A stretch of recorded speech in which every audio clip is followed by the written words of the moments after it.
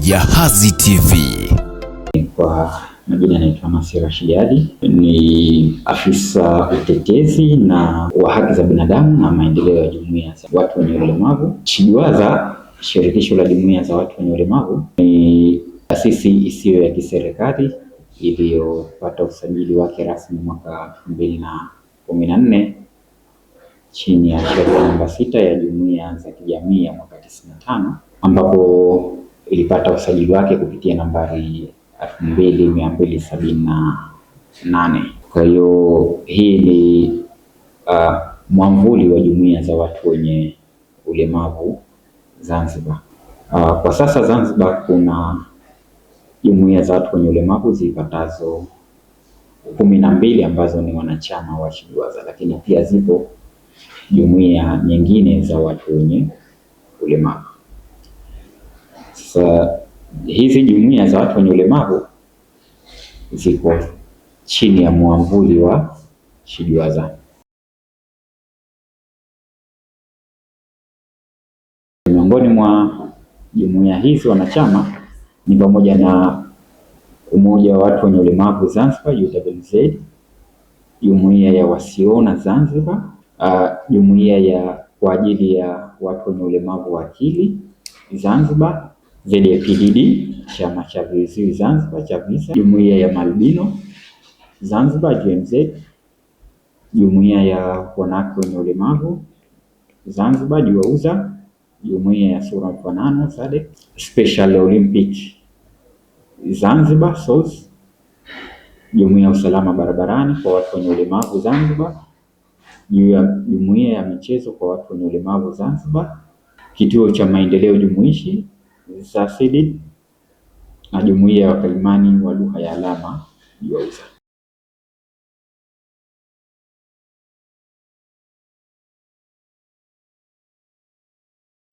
SHIJWAZA inaifikia jamii kwanza kupitia miradi ambayo inaitekeleza, ambayo inagusa moja kwa moja katika jamii, hususan katika kuimarisha ufikiwaji au upatikanaji wa haki na huduma kwa watu wenye ulemavu. Kwa sasa tuna miradi mbalimbali ambayo tunatekeleza, ikiwemo pamoja na mradi ambao ulizinduliwa mwaka 2025 ukijulikana kwa jina la CADIR, Collective Action for Disability Rights, ambao pia unafanyika na wadau wengine. Katika mradi huu tuna maeneo yapatayo matatu ya utekelezaji. Eneo la kwanza ni utetezi wa haki za binadamu na maendeleo ya jumuiya. Eneo la pili ni elimu mjumuisho, na eneo la tatu ni uwezeshaji kiuchumi. Kwa hiyo kupitia mradi huu katika maeneo ambayo tunafanya kazi huwa tunaenda moja kwa moja katika sheria, tunawafikia walengo. Kwa mfano katika uwezeshaji wananchi kiuchumi, tuna vikundi jumuishi vya kiuchumi, kwa maarufu vinaitwa vikundi vya kijaduka, ambapo watu wenye ulemavu pamoja na watu wengine wasio na ulemavu wanakusanywa pamoja katika vikundi hivi kufanya shughuli za kiuchumi pamoja na shughuli zile za kukopa, za kuweka na kukopa, ambapo pia tunafanya kazi na wadau wengine ikiwa ni pamoja na Wizara ya Elimu Zanzibar. Tunaifikia jamii, kwa mfano katika mwaka huu uliomaliza, wakati wa dirisha la udahili wa wanafunzi lilipofunguliwa, kupitia mradi huu tulikuja na kampeni ambayo tulilenga kuifikia nyumba kwa nyumba. Sisi pamoja na hizi jumuiya wanachama tuliweza kuzitambua na kuzifikia familia ambazo zina watoto wenye ulemavu na kuweza kuwashajiisha waweze kuwaandikisha watoto wao.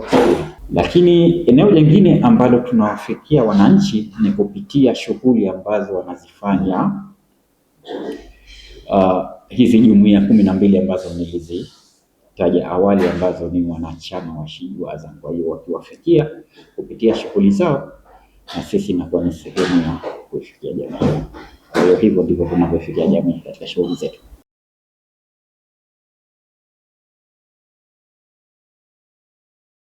Udhalilishaji ni moja kati ya changamoto ambazo zinaikabili jamii yetu ya Zanzibar, na kwa bahati mbaya inapotokezea basi kwa watu wenye ulemavu inakuwa ni mtihani mara mbili. Lakini kupitia shughuli mbalimbali ambazo tunazifanya kwenye jamii, mbali na mada mahsusi ambazo tunazoenda, lakini huwa tunapata nafasi ya kuzungumza masuala mtambuka, cross cutting issues ambazo zinatokea hapa kwetu Zanzibar. Kwa hiyo pia huwa tunaligusia na kutoa uelewa wa masuala hayo ya udhalilishaji, lakini pia kwa kiasi kikubwa jumuiya zetu wanachama, mfano kama jumuiya ya wanawake wenye ulemavu Zanzibar JUWAWEZA, nao pia wamekuwa wakitekeleza miradi mbalimbali ambayo inalenga kuweza kudhibiti hivyo vitendo vya udhalilishaji. Lakini pia kwa bahati nzuri, mahusiano na mashirikiano ambayo tuko nayo na vyombo vya ulinzi na usalama, tumekuwa tukizitumia nafasi tunazopata kuwa nao katika kuweza kufanya utetezi katika eneo hilo. Nirudi kwa mfano, wakati ule ambao tulikuwa tunafanya haya majukwaa ya wadau wa CBID katika ngazi za wilaya, swala la udhalilishaji liliongelewa kwa kiasi kikubwa katika majukwaa hayo, ingawa halikuwa mada kuu kwa sababu ni cross cutting issue inajitokeza. Kwa hiyo wadau waliliibua, na bahati nzuri katika majukwaa yale, moja kati ya wadau ambao wanaalikwa ni vyombo vya ulinzi na usalama. Kwa mfano, katika jukwaa ambalo lilifanyika wilaya ya Kaskazini Unguja hata na wilaya ya Kusini, tulipata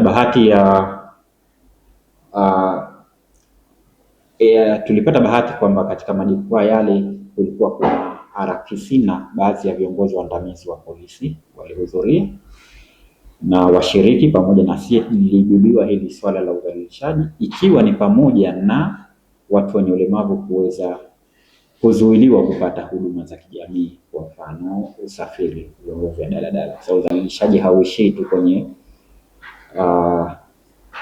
masuala haya ya udhalilishaji wa kingono, unaenda mbali zaidi.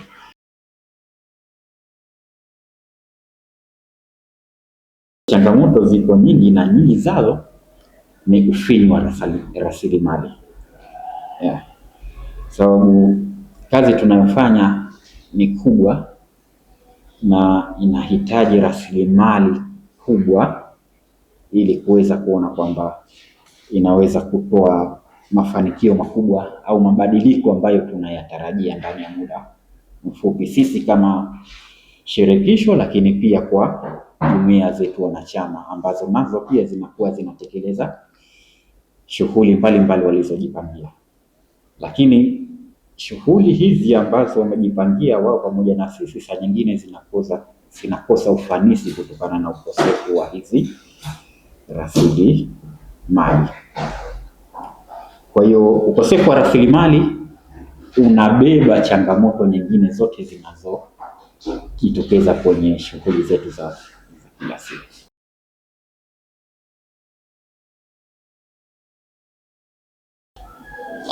Wito kwa wazazi wenye tabia kama hiyo, mimi na wanasi waache, wahakikishe kwamba wanatumia nafasi zao kama wazazi kuona kwamba watoto wenye ulemavu nao wanapatiwa fursa ya kupata elimu kama watoto wengine.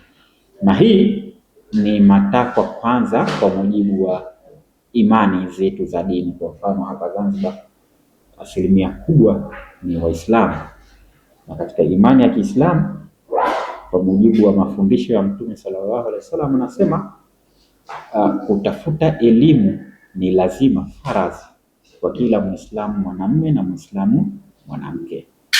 Kwa hiyo mtoto mwenye ulemavu atakapokuwa kama mwanamume au mwanamke, naye ni lazima ashiriki katika kutafuta elimu. Kwa hiyo wazazi lazima wawajibike katika elimu ya mtoto wao kwa mujibu wa mafundisho ya Kiislamu. Lakini pia wazazi wanatakiwa kujua swala la elimu kwa mujibu wa sheria zetu. Kwa mfano ukiangalia kwanza katiba ya Zanzibar ambayo ndio sheria mama, lakini pia ukiangalia sheria ya mtoto ya mwaka ule 2016 na sheria hii ya watu wenye ulemavu ya mwaka 2022, yote hizo zimekuja na masharti ya kuona kwamba mtoto mwenye ulemavu naye anapata haki ipasavyo kama watu wengine. Kwa hiyo kwa mujibu wa sheria hizo nilizozitaja, zinalazimisha lazima watoto wenye ulemavu nao waweze kufikiwa na haki hii ya elimu. Kwa hiyo lazima wazazi wawajibike, na kushindwa kufikia hilo basi wanaweza wakapata kuwajibika kisheria. So hatutaki kufika huko, basi wazazi watumie nafasi zao kwa hiari zao kutengeza mazingira kuona kwamba watoto hao nao wanapata haki yao ya elimu ipasavyo. Wito kwa serikali katika swala hili ni kuongeza juhudi au kuunga mkono juhudi za jumuiya hii ya SOS na jumuiya nyingine katika masuala ya michezo. Sote tunaona kwamba katika miaka hii ya karibuni serikali imefanya uwekezaji kubwa sana kwenye sekta ya michezo. Wamejenga viwanja vingi sana indoors zile, tunaona hapo Maisara na kwingineko. Sasa tungeomba kwamba serikali kupitia wizara husika waweze kuja na mipango sasa ya kuimarisha vipaji vya watu wenye ulemavu kwenye michezo. Ukiachia hawa SOS, lakini pia wapo watu wenye ulemavu wengi ambao wanashiriki kwenye michezo. Mfano kuna ule mchezo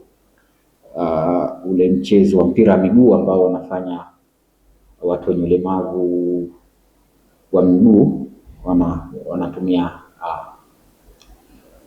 mguu mmoja, lakini na michezo mingine ipo. Kwa hiyo tunaona kwa ikiwa serikali itaimarisha mazingira ya michezo kwa watu wenye ulemavu, basi inaweza ikailetea sifa kubwa Zanzibar, hususan katika kipindi hichi ambacho miundombinu ya michezo Zanzibar hususan viwanja imeimarishwa. Lakini pia eneo jingine ni labda wito wangu kwa serikali ni kuimarisha michezo kuanzia maskuli. Sasa hivi serikali inajenga skuli nyingi sana za kisasa, lakini katika ujenzi huu wa miundombinu ya skuli nahisi kuna kitu kimoja kimekosekana: viwanja vya michezo. Tukumbuke kwamba wanaosoma pale skuli ni watoto wenye uwezo tofauti wa kiakili. Wapo ambao mashallah wana uwezo mkubwa sana, lakini wapo ambao wana uwezo mdogo, ambao hawana interest kubwa sana ya masomo. Hata kama watakuwa nayo, uwezo wao wa kiakili hauwafikishi huko. Kwa hiyo skuli hizi kukosekana miundombinu ya michezo katika skuli hii, tunawakosesha fursa watoto wengine, hususan wale wenye ulemavu ambao akili zao zina focus kwenye michezo zaidi, kwa mfano hiyo mpira na vitu vingine. Kwa hiyo nitoe wito kwa Wizara ya Elimu Zanzibar katika kazi kubwa ya kuboresha miundombinu ya elimu wanayoifanya, ikiwa ni pamoja na ujenzi wa hizi skuli, waangalie basi uwezekano wa skuli hizi kuwa na japo viwanja vya michezo ambavyo vitawapa fursa wale watoto ambao wana uwezo mdogo kitaaluma, kuangalia vipaji vyao, kuimarisha vipaji vyao, lakini utawapa fursa watoto wenye ulemavu kushiriki katika michezo mbalimbali.